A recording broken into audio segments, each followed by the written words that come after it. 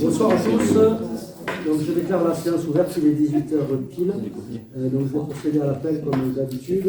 Donc, Claudine Gambé est présente, Audrey Tardieu est là, Stéphanie Martin est présente, Catherine Thérèse est présente, Vincent Garouste est là, Claire Combat est présente, Anne-Marie Abadi est présente, Michel Remy est présent, François Bontemps est absent et a donné procuration à Michel Remy, Sandrine Lafont est présente, Nathalie Marty est absente et a donné procuration à Claire Combat, Hervé Carrière est absent pour le moment, Sabine Sauvage a donné procuration à Catherine Thérèse, Nathalie Rahim est là. C'est là. Lionel Piriou est absent, Cyril Mijoul est absent et il a donné procuration, Christopher Perron est là. Vincent Gousset a donné procuration à Stéphanie Martin-Recure, Robert Morandin est présent. Nicole Prader est absente et elle a donné procuration à Robert Morandin. Michel Yolton est absente et elle a donné procuration à Nathalie Rahim. Éric Charon est présent, Monique Béguet est absente et a donné procuration à Éric Charon. Caroline Beson est présent, Alain Bergonza est présent, et enfin Fanny Pénon a donné procuration à Vincent Garouste. Donc je vous propose pour cette séance d'élire Vincent Garouste comme secrétaire de séance. S'il n'y a pas d'opposition, ici.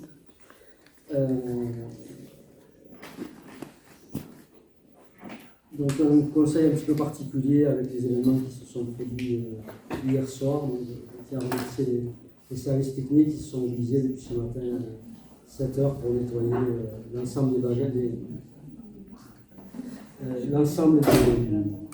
des bâtiments municipaux et qui pourraient être opérationnels dans un certain nombre d'entre eux le plus rapidement possible. Donc le premier point, c'est l'approbation du PV du conseil municipal du 9 avril. Oui. Donc on a envoyé des questions. Je reviendrai après. D'accord. Donc l'approbation du PV du 904. Est-ce qu'il y a des remarques particulières sur ce procès-verbal? On propose de voter. Qui est contre? Qui s'abstient? Une abstention? Comme toujours, pour la même raison, c'est que le PV est très long, c'est un fiscal débat. C'est le PV de l'hostie.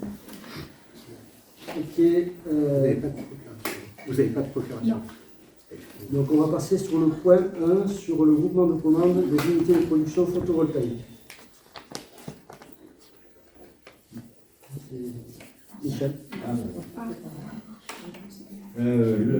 Convention de groupement des commandes d'unités de production photovoltaïque. Le SDEG est porteur d'un programme de création d'unités de production photovoltaïque. Pour mener à bien ce programme, le SDEG propose aux communes intéressées de rejoindre un groupement de commandes.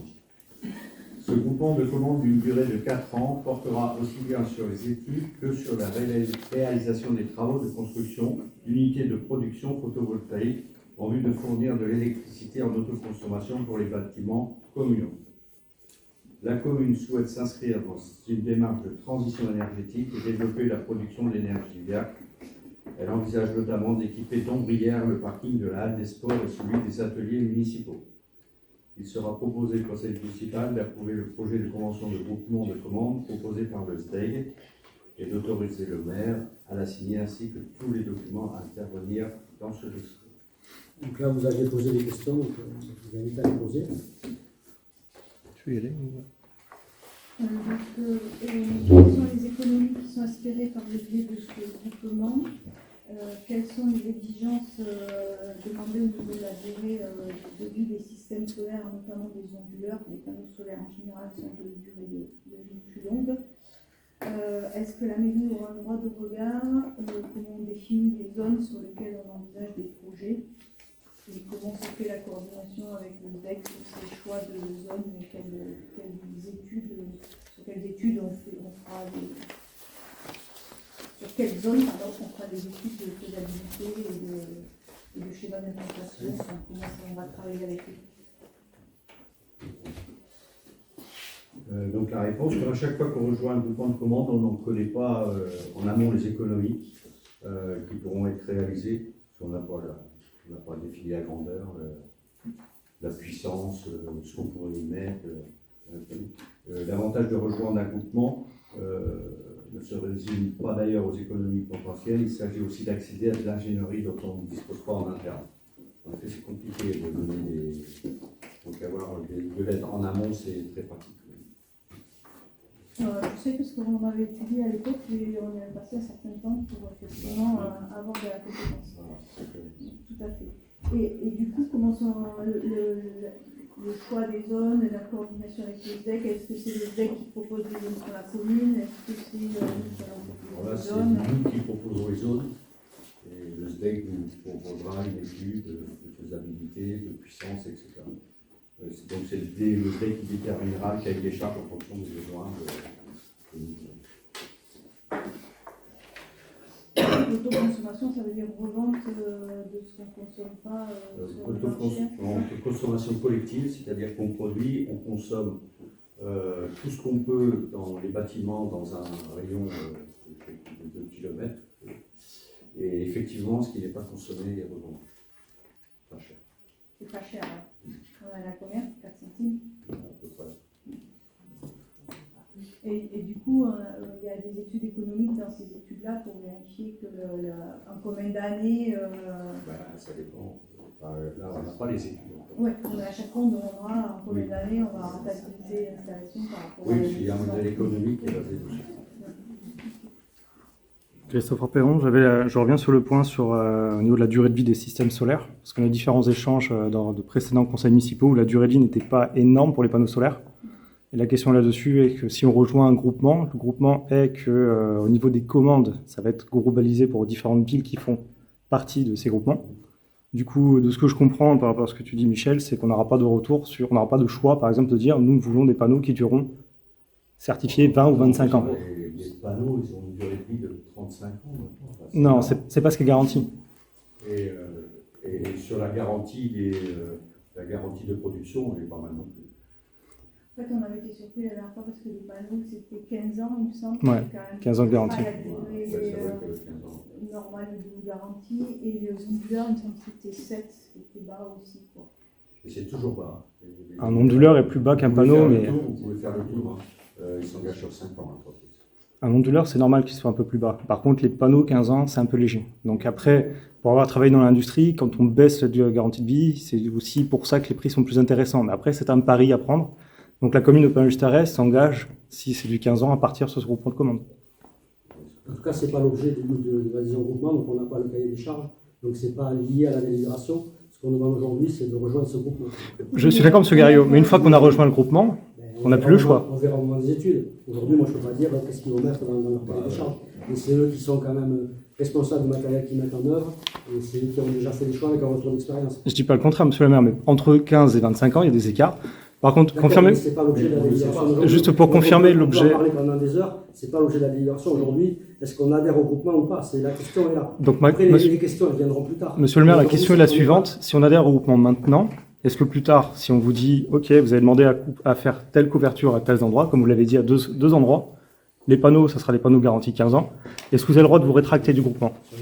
Non, mais j'ai aucune envie de me rétracter. Non, mais si on adhère au groupement, c'est qu'il y a un intérêt pour la donc ça veut dire qu'à partir de maintenant, quand vous... Parce que sinon, on va rester des heures. Non, mais monsieur le maire, ce que ça veut dire, c'est que quand on adhère au groupement maintenant, on adhère à toutes les conditions qui seront explicitées par la suite, dont les 15 ans. On adhère à toutes les conditions qui sont... Donc le débat de se poser sur les 15 ans est pertinent maintenant. Puisqu'on aura délégué aussi la compétence sur l'éclairage. C'est ce qui a été dit en conseil municipal. C'est ce qui a été dit au précédent. Non, on n'en sait rien pour l'instant, mais c'est ce qui a déjà été proposé par le passé. L'idée Ok. de dire dans le groupement, attention à la durée de vie, au choix, Ouais. Quand on aura une étude, s'il vous plaît, parce que là, on Je pense que parle Sandrine, de- de toute façon, c'est clair maintenant. Voilà, on Et peut pas- par contre, c'est bien l'objet du débat de dire si on a Mais non, mais là, on n'est pas là pour débattre de ça. Aujourd'hui, on va adhérer à un groupement, on n'est pas là pour débattre des projets. Non, on est là pour adhérer à un groupement et en On verra définir les quand conditions. on aura le projet. Le projet, on l'est pas, donc on ne peut pas parler de ce qu'on n'a pas. C'est-à-dire, c'est quand on m'avait posé la question, quand on a adhéré au groupement sur les pneus, on m'a dit est-ce que vous avez des projets dans les pneus? Ben non, les projets dans les pneus, on les change quand ils sont abîmés. Ben là, c'est pareil. Donc, je vous propose de clôturer là et de voter. Donc, qui est contre l'adhésion à ce groupement? Qui s'abstient? Unanimité, merci. Le point suivant sur l'éclairage, chemin de la gare. Vincent. Donc, le maire informe le conseil municipal que suite à la demande de la commune du 2 décembre 2024 concernant la rénovation de l'éclairage public sur le chemin de la gare entre le lycée et la présidence des Jardins de Loup, le SDEG a réalisé l'APS de l'opération. Donc, création d'un réseau souterrain neuf d'environ 500 mètres de long, depuis le coffret de commande Pévis à Pélume. Coffret pose de 15 ensembles d'éclairage public comprenant chacun 2 mâts de 7 mètres de haut et d'une lanterne de 36 watts. Récupération des lanternes LED existantes posées sur les poteaux béton dans le cadre du programme LED++ routier. Le RAD reste à définir. Donc, le montant portable du projet est de 154 000 €. Compte tenu des modalités d'intervention du DEG et après déduction de la participation du syndicat, la part restée à la charge de la commune est estimée à 90 335 €. Elle comprend la participation aux travaux, les frais de maîtrise d'œuvre, la TVA non récupérable et les frais de gestion de l'emprunt. Avant d'aller plus loin dans les études, le SDEC demande à la commune de s'engager sur sa participation financière. Donc, dès réception de la délibération, les services techniques du syndicat pourront finaliser l'étude et le plan d'exécution sera transmis à la commune pour validation. La part restant à la charge de la commune sera couverte par voie d'emprunt et la commune prendra sur le prochain prêt du SDEC. Cette contribution sera imputée au compte 65-54 en section de fonctionnement du budget communal. Il sera proposé au conseil municipal d'approuver cet avant-projet et de poursuivre cette affaire. Est-ce qu'il y a des questions? Il y avait des questions, effectivement, ça c'est un petit peu dans les mêmes cas, ça vous demandez des précisions alors que l'étude par le SDEG n'a pas encore été faite. Non, Christopher Perron, la question là-dessus, non, c'est pas ça, monsieur le maire. On va bien préciser, dans l'attente de l'étude fournie par le SDEG et la fourniture du plan d'exécution, merci de communiquer les éléments permettant de comprendre. On ne sait pas, puisque l'étude elle doit être faite. Non, ce que j'entends par élément, on va préciser. Vous avez quand même précisé un coffret de commande P10A à Pédeno. Oui, Où est-il localisé? À côté du transformateur, À quel endroit est-il localisé? devant le transformateur. Quel transformateur? Alors, est-ce qu'on peut utiliser l'écran qu'on a derrière pour projeter et avoir des informations? Devant le transformateur, c'est un coffret de commande. Mais là, vous nous demandez d'approuver en gros, vous nous demandez d'approuver un pré-projet sur lequel on n'a aucune information. On a l'information du coût, on a l'information du nombre de luminaires. C'est un projet, quoi. Oui, mais c'est luminaire. Vous avez l'implantation à peu près. De quel côté ça va être sur la route? Je n'ai pas le plan d'implantation puisqu'ils ne vont pas étudier avant qu'on ait voté, c'est logique. Non, monsieur le maire, je ne suis pas d'accord avec vous, parce qu'ici, il y a un chiffrage en fonction d'un côté ou de l'autre, ça ne sera pas le même coût. C'est d'un seul côté, puisque en face, on vient de Quel faire côté, monsieur le maire? on vient de faire la piste cyclable, on ne va pas redémolir la piste cyclable qu'on vient de faire. Donc, monsieur le maire, la question que je vous posais, simplement, c'est décrivez-nous un petit peu comment c'est, avec les éléments actuels. Donc, ça sera sur le trottoir, ça serait un trottoir opposé à non pas la piste cyclable, mais le trottoir piéton-cycle qui a été fait. D'accord? Ça sera sur cette partie-là. Donc, c'est la réponse à la deuxième question, ce que nous avons posé comme information. Donc, l'impact sur l'existant, donc ça sera mineur au niveau des trottoirs, a priori. Oui. Ok. Je suis d'accord avec vous, on reste sur les a priori. Vous n'avez pas le plan d'étude, et quand ce plan sera fourni, on vous le demandera. Il n'y a pas de souci là-dessus. Oui. Oui. Le pylône en béton ne sont pas du côté de la piste cyclable, ils sont de l'autre côté. De l'autre côté, oui. Oui, oui, Et en fait, les poteaux, ils sont en retrait de la voie, Oui. donc ça éclaire mal, oui. parce qu'ils sont retirés, Oui. donc il faut les ramener plus près. Et surtout, ça éclaire pas du côté de la Oui. piste piéton-cycle, puisqu'ils sont trop en retrait de la route. C'est pour ça qu'on refait Et l'éclairage. chaque fois, Quand on arrive d'en haut de la rue, on voit vraiment un trou d'éclairage où c'est pas éclairé. Donc, le début du projet, pour clarifier, c'est à quel niveau? Il y a le virage. Quand on vient de la gare, Au niveau du cimetière. donc niveau cimetière, ok, côté cimetière, à partir de là, jusqu'au jardin de loup, ok, côté opposé du jardin de loup, après l'éclairage reprend de l'autre trottoir. Puisqu'on les a fait à neuf, Voilà, ben, je vous remercie, c'est simplement ces éléments-là qu'on demandait très simplement. On n'a pas demandé un plan d'étude, c'est juste à comprendre quels étaient les tenants et aboutissants. Quand même, le plan existe. Oui, une ébauche de plan existe. On n'a pas de plan, nous on a fait une demande, c'est ce qu'on a demandé. Ben voilà. Mais c'est- Parce que sinon, Mais pour nous, monsieur le maire, ça aurait été suffisant de projeter ça sur un écran. Mais on n'a rien à projeter. À part dire, on vous montre le plan que vous connaissez de la route. Moi, j'ai rien, j'ai pas d'éléments. Mais même un gribouillage, si vous voulez dire, J'ai c'est pas de gribouillage non plus. non, vous ne souhaitez pas montrer. Donc je propose de voter. Qui est contre? Qui s'abstient? Merci.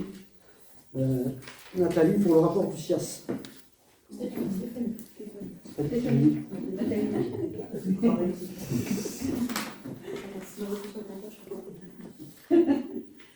Donc le rapport d'activité 2024 du CIAS, donc l'article L5211 du Code général des collectivités territoriales prévoit que les EPCI établissent chaque année un rapport d'activité qui est adressé à l'ensemble des communes membres aux fins de présentation à leurs conseils municipaux.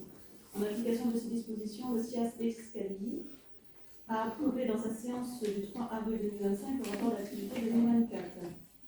Donc ce rapport est consultable en mairie, vous a été adressé sous forme dématérialisée et donc c'est juste pour prendre acte de ce rapport. Donc le CIAS, c'est le syndicat auprès duquel nous souscrivons pour l'aide à domicile et le partage de repas et des petits travaux.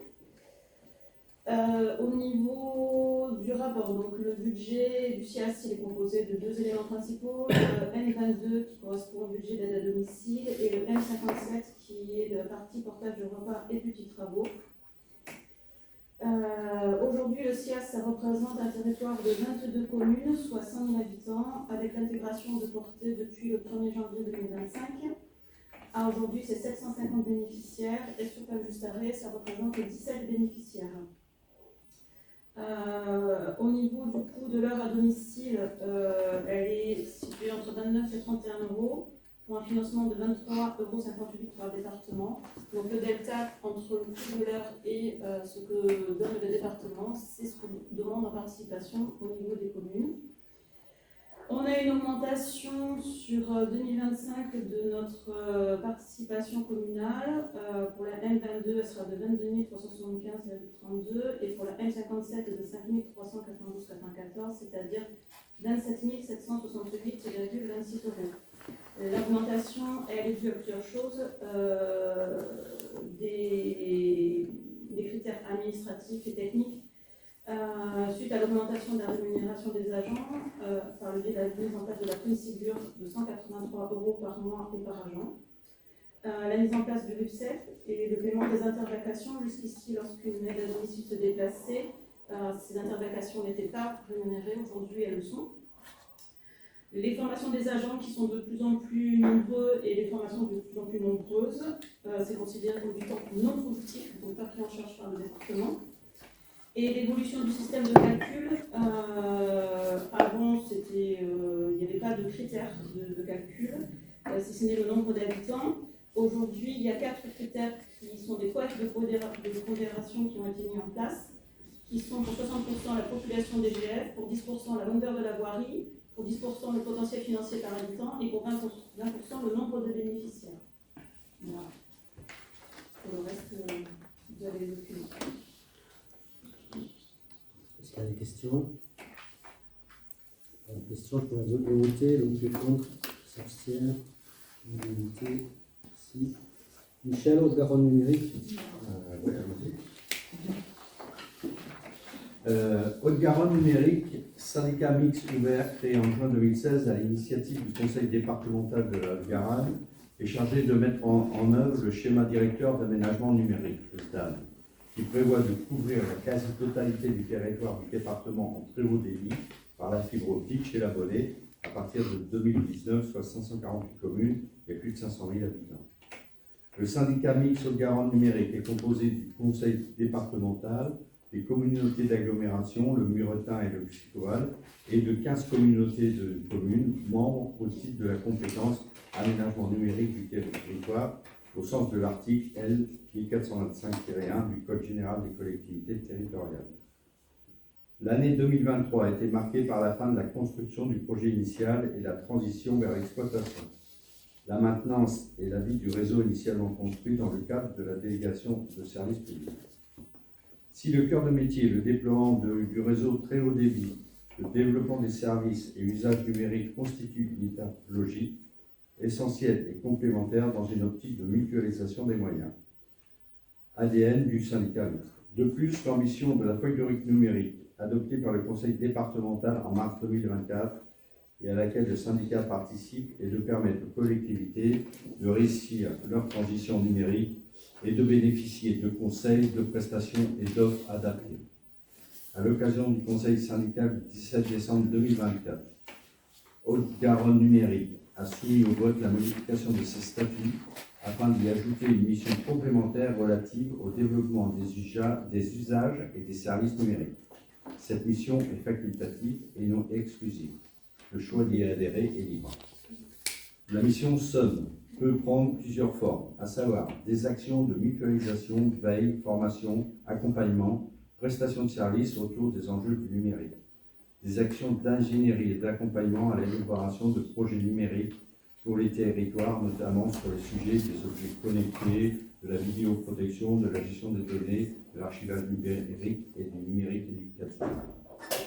Des actions de conception et de mise en œuvre de projets d'usage et de services numériques mutualisés, la mutualisation de compétences dans le domaine des systèmes d'information. Le syndicat confirme ainsi son positionnement en tant qu'opérateur public de services numériques et dispose de plusieurs modalités d'intervention. Il peut agir comme coordinateur de groupement de commandes pour ses membres, adhérents et non membres dans des domaines liés à son objet et ses missions. Il est constitué en centrale d'achat pour ses membres adhérents et non membres, pour toute catégorie d'achat en lien avec son objet et ses missions. Le syndicat peut réaliser des prestations intégrées pour le compte de ses membres adhérents en rapport avec son objet statutaire. De manière accessoire, il peut effectuer des prestations de services pour des collectivités non membres et des organismes de droit privés chargés d'une mission de service public, dans le respect de son objet statutaire et du droit de la commande publique et de la concurrence. Le syndicat peut également mener des missions de conseil et d'accompagnement, des actions de sensibilisation et de médiation, ainsi que de fournir des solutions mutualisées d'achat. Ces modalités d'intervention permettent au syndicat d'agir de manière flexible pour répondre aux besoins de ses membres et contribuer au développement numérique du territoire. En adhérant au syndicat, au titre de la mission relative au développement des usages et services numériques, les membres actuels, mais aussi les communes, des syndicats et les établissements publics de Haute-Garonne ont la possibilité de bénéficier des compétences de l'ingénierie de projet, des prestations et des services numériques mutualisés qui seront opérés par Haute-Garonne Numérique. Conformément à l'article 5 des statuts, le conseil syndical est initialement composé de délégués départementaux et intercommunaux sur la compétence aménagement numérique, évolue en étendant la représentativité aux communes, syndicats et établissements publics pour la mission SON dans les conditions suivantes. Donc, chaque EPCI adhérent désigne un représentant qui siège au conseil syndical. À partir de 10 EPCI adhérents, ces représentants se réunissent au sein d'un collège dédié pour la désignation de leurs délégués au conseil syndical. Chaque commune désigne un représentant. Les 4 premières communes adhérentes siègent au conseil syndical. À partir de 100 communes adhérentes, ces représentants se réunissent au sein d'un collège dédié pour la désignation de leurs délégués au conseil syndical. Le renouvellement des 4 délégués communaux s'opérera par seuil de 100 communes adhérentes supplémentaires. Chaque autre membre adhérent désigne un représentant qui siège au conseil syndical. À partir de 5 membres adhérents, ces représentants se réunissent au sein d'un collège dédié pour la désignation de leurs délégués au conseil syndical. Ainsi, le représentant désigné sera appelé dans un second temps à participer à l'appel à candidature aux élections du collège, usage et services numériques du syndicat selon la répartition suivante. 10 délégués titulaires et 3 délégués suppléants pour le département de la Haute-Garonne. 4 délégués titulaires et 1 délégué suppléant pour les EPCI, 4 délégués titulaires et 1 délégué suppléant pour les communes, et 2 délégués titulaires et 1 délégué suppléant pour les autres membres. Le coût d'adhésion à la mission SON est défini annuellement par délibération du conseil syndical. À noter, cette contribution au titre de l'année 2025 est gratuite, fixée à 0 €. Compte tenu de l'intérêt pour la commune d'adhérer au syndicat mixte Haute-Garonne Numérique au titre de la mission développement des services et usages numériques, le conseil municipal est invité à adopter les statuts joints à la présente délibération et à adhérer ainsi à la structure. Vous avez des questions? Ouais. Christopher Perron, les questions qu'on se posait, la première c'était quelles sont les attentes et les projets de la commune de Pain-Just-Arrêt entrant dans le cadre de son adhésion à la mission services et usages numériques de Haute-Garonne Numérique? Les motivations pour adhérer à l'institution est exposée dans la présentation de la délibération, notamment l'accès à la centrale d'achat, pouvoir bénéficier d'offres de raccordement et accéder à des accompagnements spécifiques. notamment sur le besoin de renouveler les ordinateurs, etc. Et concernant les attentes et projets, il n'y a pas de projet spécifique Quand on parlait d'ordinateur, c'est pour la commune, c'est pas pour les, par exemple, projets d'électronisme ou d'autres. C'est pas dans ce cadre-là, c'est pas pour la population, c'est vraiment dans un intérêt purement communal. Ok. L'autre question. Apparemment, un élu devrait être désigné par la commune, si on a bien compris le texte. Est-ce que c'est déjà le cas et qui serait désigné pour cet usage? Donc c'est moi-même. Ok. Merci. Excuse-moi, Michel, j'ai pas compris. En fait, c'est plus pour acheter du matériel informatique pour la commune, notre objectif, parce que là, ce qui est décrit, c'est ce que va faire ce groupement, enfin, l'évolution de ce que fait le Haute-Garonne numérique, l'édition. Et nous, c'est pour l'intérêt d'adhérer, c'est uniquement le groupement d'achat informatique. Pas que, hein, il y a de l'ingénierie, on peut bénéficier de plein d'aides que pourra nous apporter Haute-Garonne numérique, dont nous n'avons pas les compétences en interne.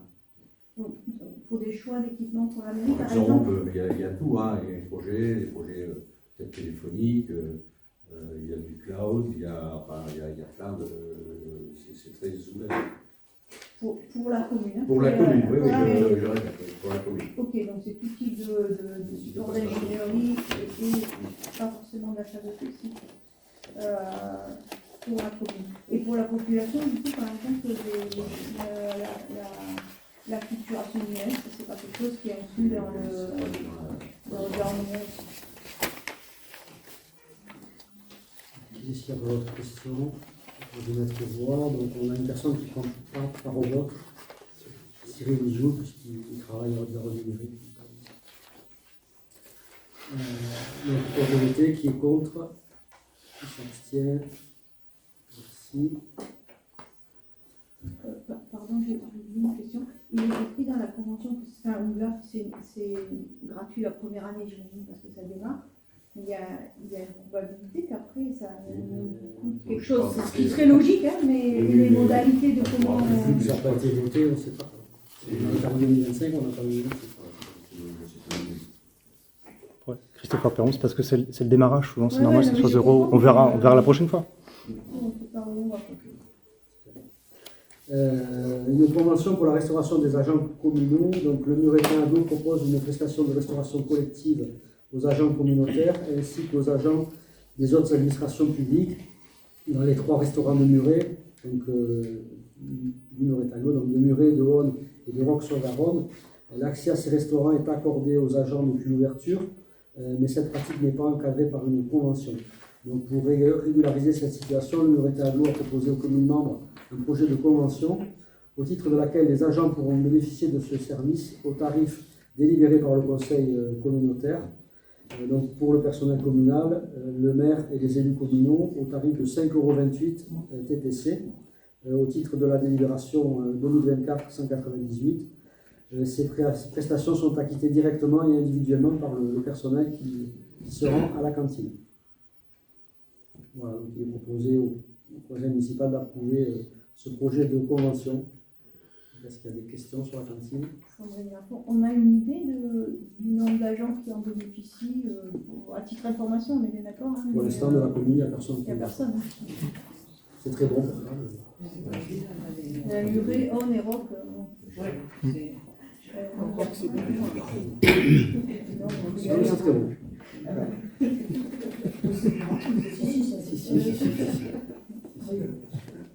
Donc je vous propose de voter. Donc qui est contre? Qui s'abstient? Merci. Cathy, sur les subventions exceptionnelles. Les subventions de fonctionnement pour aux associations sont attribuées dans le cadre du budget. Les subventions exceptionnelles non prévues par le budget doivent faire l'objet d'une délibération particulière. Le Souvenir français, cette association fondée en 1887 qui a pourvu la préservation de la mémoire de tous les combattants français, l'entretien des tombes abandonnées de soldats et la participation à différentes commémorations dans les communes et qui est présente lors des cérémonies et offre chaque fois une gêne. L'équipe de foot de l'UNSS Collège qui atteint le niveau des championnats régionaux, et ce qui implique des déplacements supplémentaires. Donc, pour information, l'UNSS Collège va aussi solliciter les communes qui dépendent de ce collège, c'est-à-dire Roquette, Saubins, Vorance, etc. Le PJVTT, c'est-à-dire tennis de table, a une équipe sélectionnée pour les championnats de France à Lille, Saint-Quentin, ce qui implique des placements supplémentaires. Les associations ont donc demandé à la commune des subventions exceptionnelles. PJVTT 300 €, l'UNSS Association sportive du collège 200, le Souvenir français 300. Il sera donc proposé au conseil municipal de décider l'attribution de ces subventions exceptionnelles 2027 ci-dessus. Du coup, le Souvenir français, je comprends qu'ils ont toujours été là. En quoi c'est exceptionnel pour qu'on n'a pas une convention avec eux C'est la première année en fait qu'ils nous sollicitent. Donc voilà, d'habitude, on donne une subvention de fonctionnement à la FNACAR qui est présente sur la commune. Mais le Souvenir français, c'est la première année qu'on a cette sollicitation. Donc l'idée c'est quoi? C'est d'avoir une convention avec eux, C'est-à-dire une convention. Chaque année, il y a une adhésion, comment ça se passe? À voir s'ils remplissent le dossier de demande de subvention, même que les associations de la commune. Par exemple, l'UNSS, on donne une subvention, mais ils ne remplissent pas chaque année un dossier de demande de subvention, parce que là, c'est lié à leur déplacement. Oui, mais là, c'est exceptionnel, c'est clair. Mais sur le premier, on a l'impression que ça va être chronique, ou alors on se dit, on fait ça pour voir, et puis on verra. On fait ça pour voir, non. Si ça nous paraît cohérent, ils sont présents à chaque cérémonie. Ils ont aussi aidé un peu pour la restauration du monument qui est donc fleuri plus abondamment.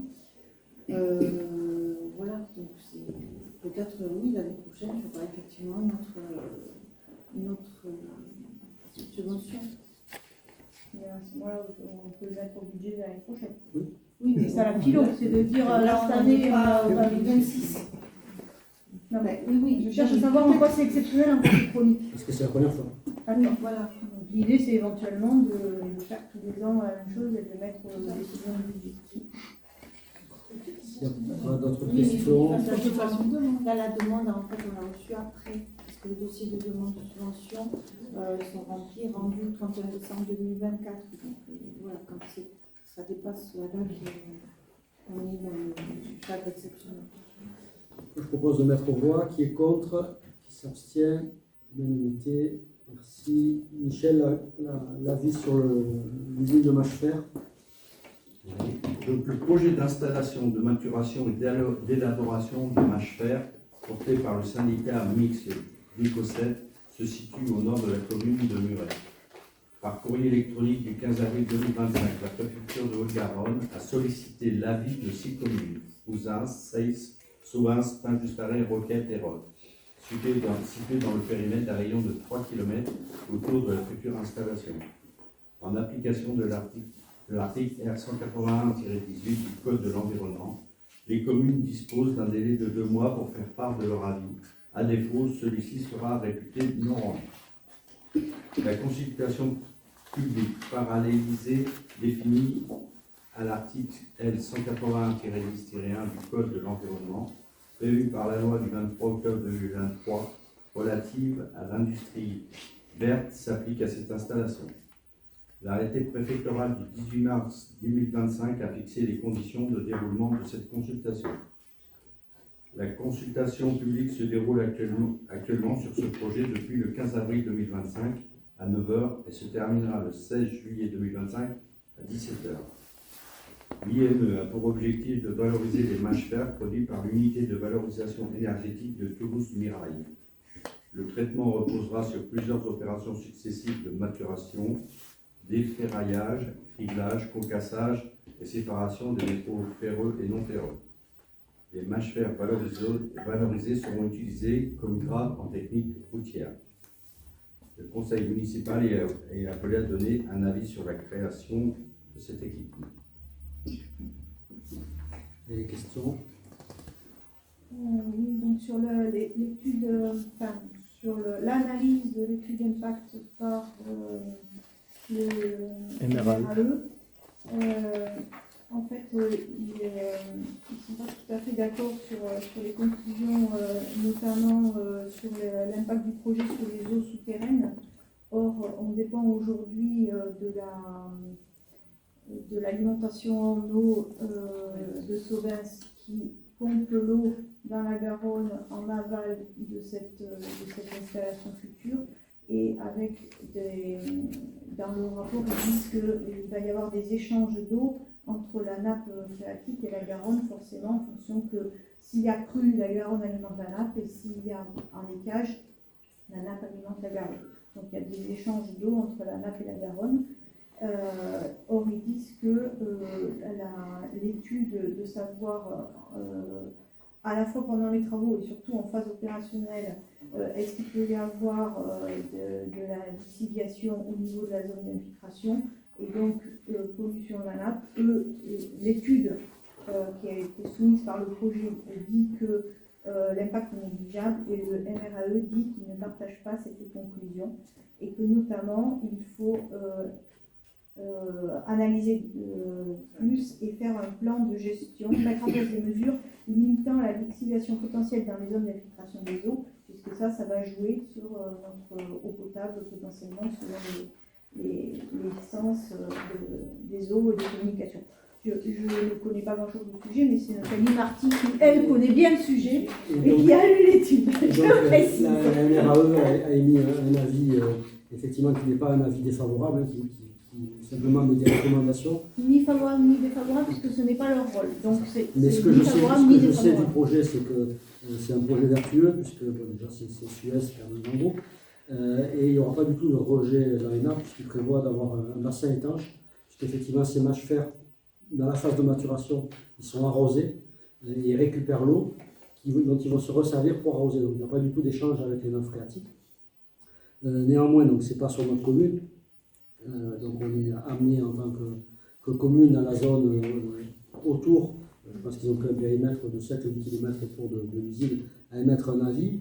Nous, ce qu'on propose, c'est d'émettre un avis favorable, en demandant par contre que les avis des personnes qui ont été consultées, notamment la MRAE, soient pris en compte. Donc on dit qu'on ne s'oppose pas au projet. Et effectivement, les études complémentaires, elles me paraissent nécessaires pour pouvoir arriver à quelque chose qui soit consensuel. Après, c'est un projet vertueux, parce qu'aujourd'hui, les cendres, on ne sait pas ce qu'on en fait, puisque c'est l'usine du Mirail. Là, ils proposent quand même de pouvoir les retraiter sur place. Et il faut savoir que l'usine du Mirail va être démolie et reconstruite, avec des capacités de production plus importantes. Et transporter des scories, enfin des cendres très loin, ça coûte cher. Donc l'intérêt, c'est de pouvoir les retraiter sur Muret. Et puis l'intérêt qu'on a aussi, c'est que ça va être réutilisé dans la voirie. Donc effectivement, à chaque fois qu'il y a des routes, on a besoin d'avoir des supports suffisamment stables et on aura sans doute un intérêt financier par rapport à la proximité, sans dire qu'on a un tarif plus favorable, mais de dire que quand il y a moins de transport, chaque fois qu'on fera une route, on aura un intérêt à avoir cette usine à proximité d'une nouvelle agglomération. Voilà ce qu'on peut en dire. Après, bien évidemment, dans la mesure où nous sommes tous responsables des déchets qu'on produit, c'est quand même bien qu'il y ait un retraitement vertueux de ce qui va se faire au niveau de cette nouvelle usine. Et c'est pour ça aussi qu'on ne met pas un avis défavorable. Non, mais le terrain d'usine, on le partage, on est clair. Par contre, si on donne un accord aujourd'hui en disant oui, et finissez les études d'impact en fonction des recommandations, on est sûr qu'ils ne le feront pas. Ben si, parce que nous, on va prendre un avis et si l'avis sera conforme, puisque la délibération devra être prise aussi au niveau du Nouvelle-Région, plus des communes. Et les communes, on est tous d'accord pour dire qu'il faut continuer les études avant d'avancer sur le projet. En plus, il y a quand même une étude, une consultation publique qui est faite. Et puis effectivement, ce n'est pas un avis négatif. Donc, non, ce n'est pas un avis ni positif ni négatif, puisque ce n'est pas... Ce sont des recommandations. Non, Philippe, c'est important. Ils ne sont pas habilités à donner un avis ni favorable ni défavorable. Donc effectivement, ils ne donnent pas un avis défavorable, mais ils ne donnent pas non plus un avis favorable ni l'un ni l'autre, puisque ce n'est pas leur mission. Donc, ne dis pas qu'ils n'ont pas donné un avis défavorable, ils n'ont donné aucun avis. Ils ont donné des recommandations. Voilà, ils disent l'avis sur l'étude d'impact et non pas sur le projet, que ce n'est pas leur objet. Donc, effectivement, ils ne donnent pas l'avis sur le projet. Par contre, sur l'étude d'impact, ils disent qu'ils ne sont pas d'accord avec les conclusions. C'est l'avis qu'on propose de prendre, c'est un avis favorable sous réserve de la prise en compte des différents organismes qui ont été amenés à se prononcer sur le sujet. Et notamment MRAE sur les risques sur notre eau potable. Mais l'eau potable, c'est pas le sujet. Dans le projet, il n'y a pas du tout de... Non. Ici, il y a des infiltrations. Dans le projet qu'ils ont fait, ils récupèrent les eaux et la Garonne est très loin de ce projet. Non, mais la Garonne est très loin de ce projet. Non, il y a des échanges, c'est écrit noir sur Oui, mais blanc. il n'y a pas d'échange. Ces échanges de nappe rivière rendent de la Garonne vulnérable à une pollution de la nappe. Non, mais c'est pas parce qu'ils ont mis ça que le projet, je l'ai vu, il n'y a pas d'échange. Non, c'est ce que dit le projet, ce que dit le MRAE, c'est qu'il y en a. Mais il n'y en a pas. Mais alors, donc toi, le projet, tu as un avis personnel sur le Non, je n'ai pas d'avis personnel. Donc si le MRAE dit qu'il y en a... Le projet nous a été présenté et il n'y a pas d'échange. Non, c'est ce qu'ils disent. Mais Et le MRAE dit, ne partage pas cette conclusion, il y a des échanges. En tout cas, nous, on va prendre un avis, donc il faut qu'on le prenne. Christopher Perron, je voudrais rebondir un petit peu sur la remarque que tu disais sur le mâche-fer. Le mâche-fer, on l'intègre dans le bitume et dans les soubassements des routes parce qu'il faut bien s'en débarrasser. Et ce n'est ni plus ni moins qu'une façon, entre guillemets, de l'éliminer de façon la moins gênante possible. C'est quand même une valorisation des déchets, quoi. C'est une valorisation des déchets, mais qui entraîne aussi une pollution non négligeable. Voilà, il faut le savoir. On ne peut pas dire que le mâche-fer... La première pollution, c'est les déchets qu'on produit nous qui vont être brûlés à l'usine. Je suis d'accord, monsieur le maire. Mais après, ne dites pas que le mâche-fer, c'est quelque chose de vertueux quand on le met dans le bitume. Non. C'est mieux que de laisser les déchets dans la nature. Non, on ne parle pas de mettre dans la nature, on parle de faire une usine de traitement qui permet de faire l'ensemble. Par contre, je reviens un peu sur le point. Il y a une contradiction entre ce que dit le MRAE et les éléments que vous apportez.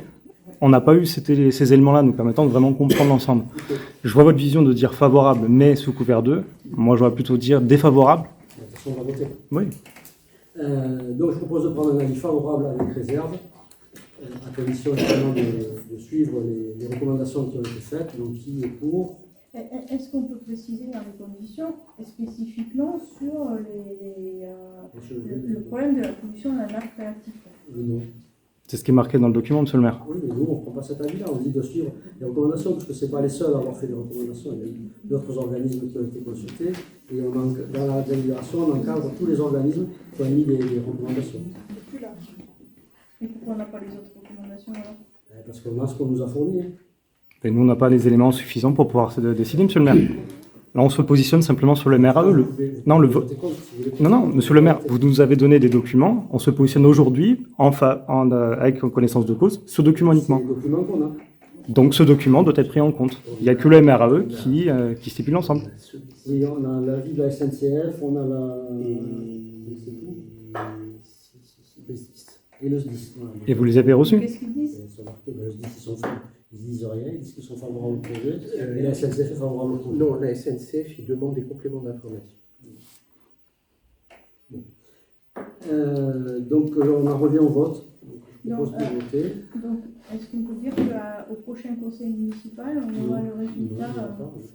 On aura le vote des communes autour, on aura le vote de l'agglo. Mais le projet ne va pas être terminé encore, puisque la consultation se termine le 16 juillet. Et bien évidemment, le projet ne va pas se faire de suite. Un projet comme ça, déjà l'usine n'est pas encore démolie, c'est général, donc ça va prendre un petit peu de temps. Donc on n'aura pas d'autres éléments.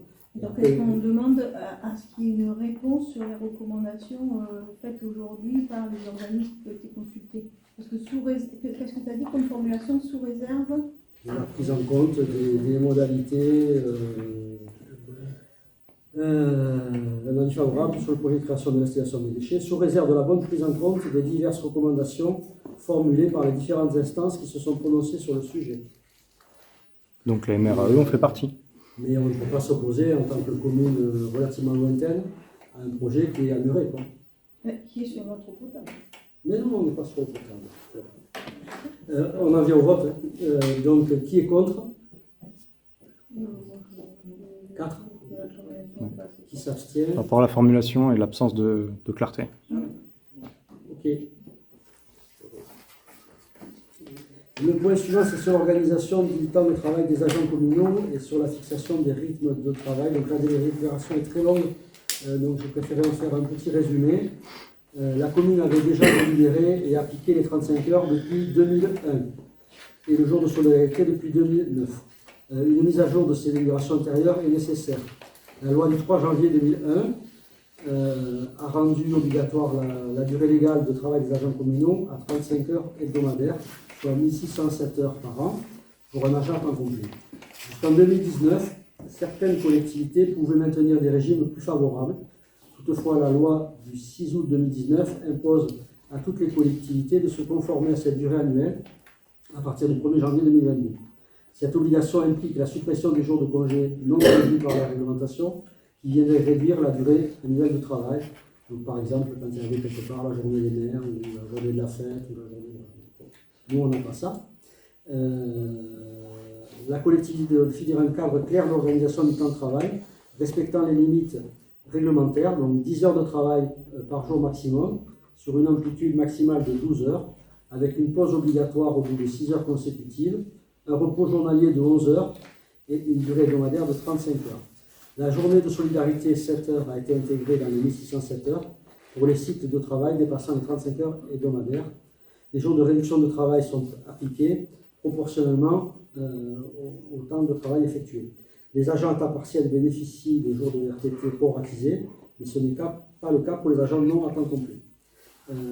La préfecture demande de mettre à jour et de préciser les délibérations antérieures à 2001 et à 2009, ce qui sera soumis au vote. Donc pour la commune, il n'y a aucun changement depuis 2001, on applique toujours les 35 heures. Donc simplement, il nous demande de valider le fait que cette réglementation est bien appliquée. Donc dans les questions que vous avez posées, il n'y a aucun changement pour aucun agent et il n'y a aucun agent qui est impacté. Ok, Christophe Perron, merci pour la précision. En gros, c'est une reformulation des différentes délibérations pour mettre à jour tout l'ensemble. Ok, à la première lecture, c'était pas très clair. Désolé. La délibération est longue, c'est vrai que je vais le résumer parce que c'est un petit peu complexe. Donc, je propose de voter. Donc, qui est contre? Qui s'abstient? Merci. Donc, on arrive sur le compte rendu des décisions. Donc, on a deux décisions qui concernent l'Uniplan et City One. Donc, ce sont des délibérations qui viennent renouveler le contrat que l'on a avec l'Uniplan, puisqu'aujourd'hui on a 3 bornes lumineuses et ils ont sorti un nouveau logiciel qui permet de les mettre à jour les 3 en même temps. Donc, on prend ce logiciel qui va nous permettre une mise à jour plus rapide. Il y avait une autre question concernant la borne. Est-ce que ça inclut désormais des fonctionnalités complètes pour le signalement par rapport au citoyen? La suite signalement Julien, elle était déjà dans l'application CityHall au départ et on n'avait pas voulu la mettre parce que c'était compliqué de suivre. Mais néanmoins, les gens ils la détournent puisque dans les autres bornes qu'il y a Félicité, participer, ils ne se gênent pas pour dire effectivement. Ouais, mais pour autant, vous ne le prenez pas en compte? Si, on répond à tout le monde. Et on a demandé depuis quelque temps à rajouter le signalement, donc ils doivent le faire, mais ils ne l'ont toujours pas fait. Mais bon, ça ne changera rien, ça n'a rien à voir avec ce contrat. Non, mais pour revenir sur le signalement, c'est vrai que ça serait comme quelque chose d'intéressant, ne serait-ce que pour vous localiser, vous spotter. On a demandé depuis longtemps, donc on attend qu'ils le mettent. Normalement, ça convertit rapidement. C'est pas le cas. Okay. Et pour information, à peu près des signalements sous forme détournée actuelle, il y en a.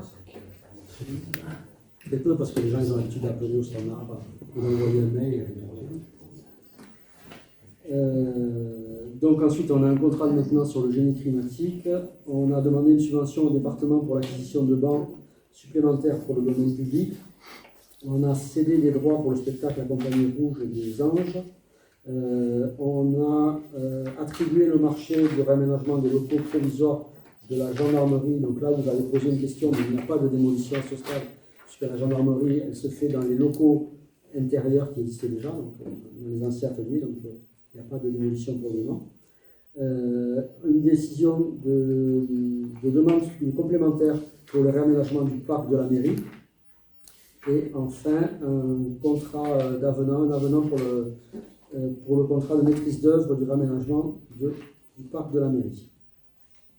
Sur le droit de préemption, donc la purge des droits, donc c'est essentiellement des maisons individuelles qui ont été vendues et un terrain nu à Marais, sur lequel il n'y a pas de préemption.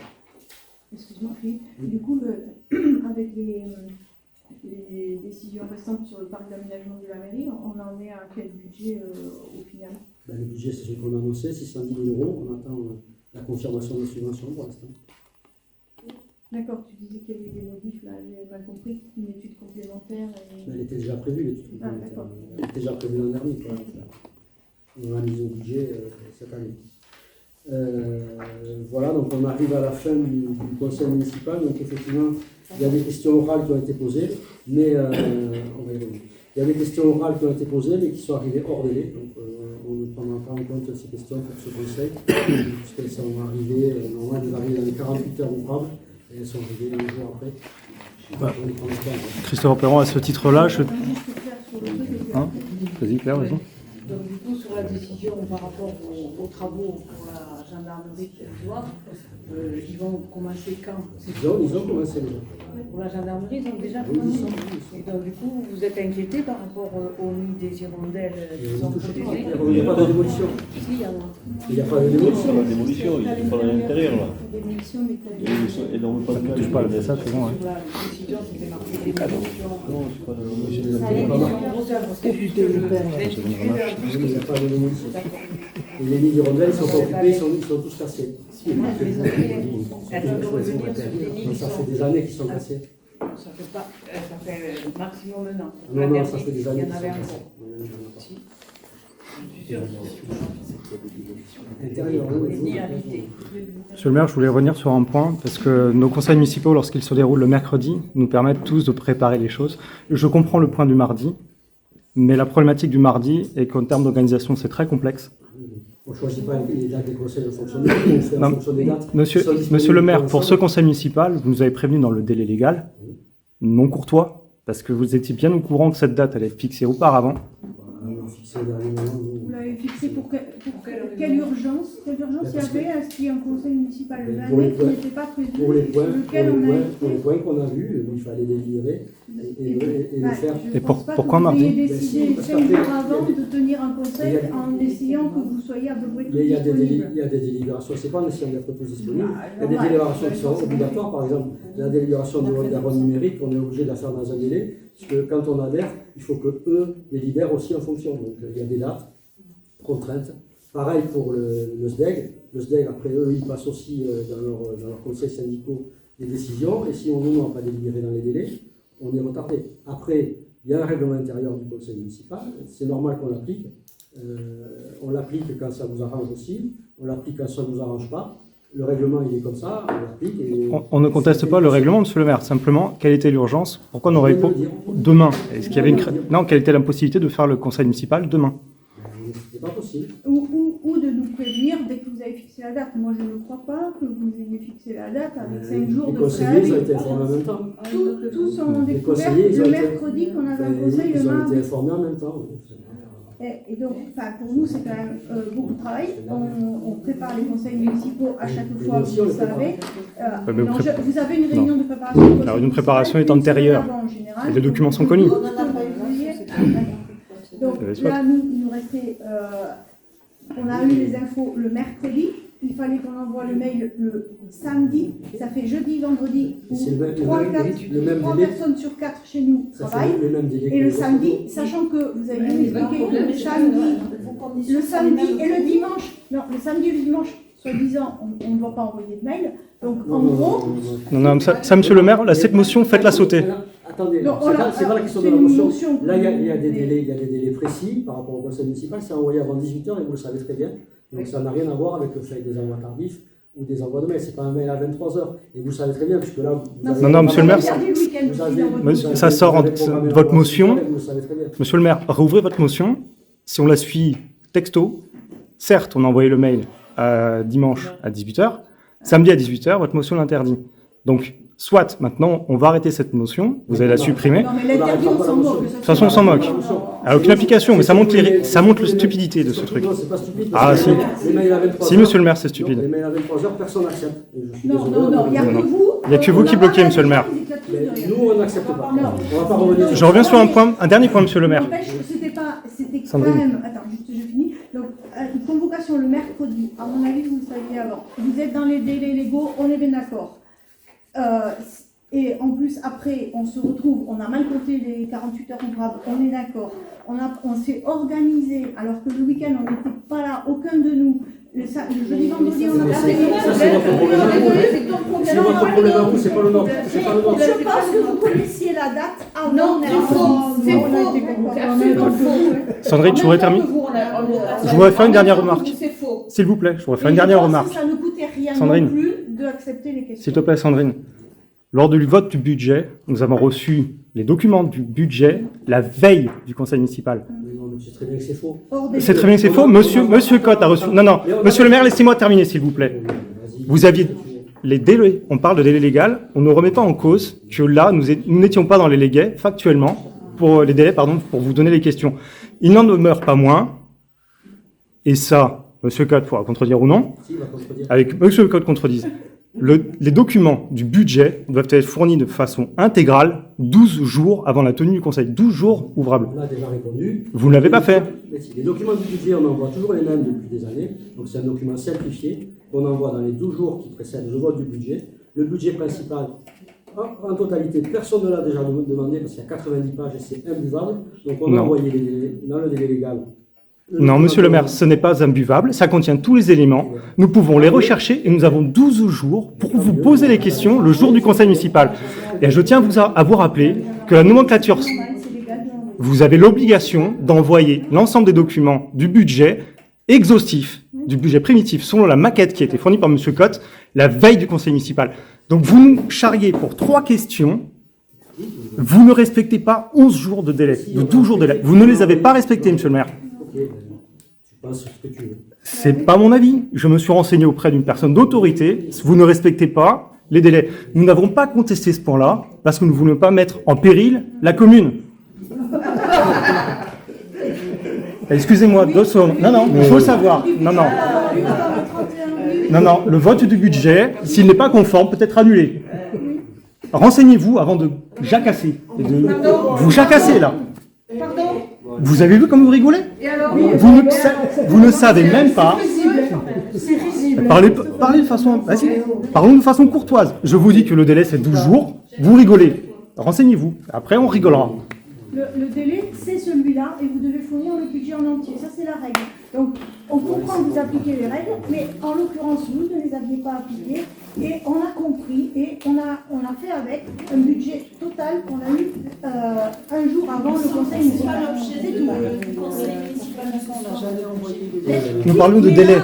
On nous critique pour 48 heures. Là, il y a 11 jours de retard. Et pour le coup, vous appliquez la règle. Il y a les commissions finances qui ont déjà expliqué. Non, non, le document intégral n'était pas fourni. C'est pas la même chose. Mais il n'a jamais été L'année demandé. dernière, c'était pareil. Mais oui, mais l'année dernière, on n'avait pas eu la formation qui nous permettait D'accord. de dire. Vous l'avez lu le document, vous analysez-le, l'aviez et pas quand vous voté aurez des questions l'année sur le document, vous nous en Non, c'est trop tard, monsieur le maire. Ce document, tout a été voté. Vous posez des questions. Ah non, Ce qui nous empêche de poser des questions. ça ne changera rien, monsieur le maire. Non, ça changera rien. Voilà, c'est ce qu'on vous dit. Mais c'est une obligation légale de fournir. S'il vous plaît, donc on a terminé le conseil municipal. Donc le prochain conseil municipal, en général on essaie d'annoncer les dates, là on les a. Donc le prochain conseil municipal, il serait probablement, sous réserve bien évidemment, qu'on ait suffisamment de sujets, le jeudi 3 juillet 2025. Et c'est un jeudi. Il n'y a rien qui dit qu'on est obligé de faire les conseils municipaux le mercredi. Non, ça veut dire qu'on a jusqu'au mardi 18h et qu'on recevra les documents quand C'est un jour avant. Je sais pas moi. Calculons pour. Bah oui. Ce serait vendredi. Vendredi. Bon, allez voir. C'est vendredi. On soit jeudi pour mercredi, donc ça sera vendredi. Logiquement, le vendredi. C'est parfait. Il est 19h, donc je vous propose de clôturer la séance. Merci à tous.